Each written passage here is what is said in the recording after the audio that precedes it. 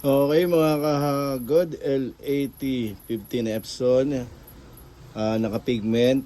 May nagtanong po, sa mga nagtatanong paano daw ba isalin yung pigment para mas madaling isalin. Dito po sa L8050. Ito po kasi naka-pigment yan. Siyempre, kailangan po natin ay ito po. Ito po yung yung empty, yung walang laman. Okay, o yung pinaglagyan ng tawag dito. Pinaglagyan po ng original na ink, yung naka 057. Okay?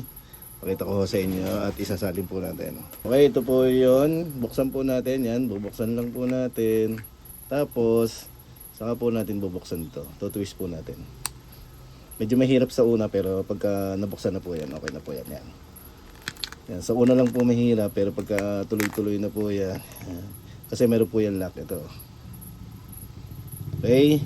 Tapos, pwede na po natin isalin to. Pwede po rin o pwedeng mano-mano. Sa akin, mano-mano lang. Okay, yan. Bukas na po yan. Yan. Tama ba? Baka mamaya mali ito.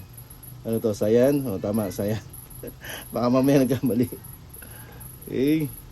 Sasalinan po natin. Yan. Ganyan lang po yan. Nabuksan ko na po kasi ito dati pa. Okay na.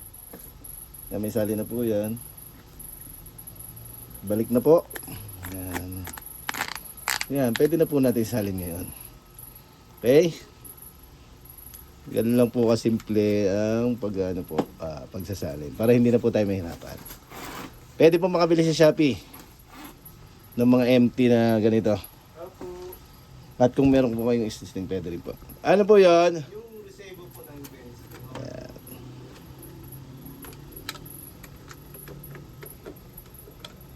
Oh, hindi ito. Tama.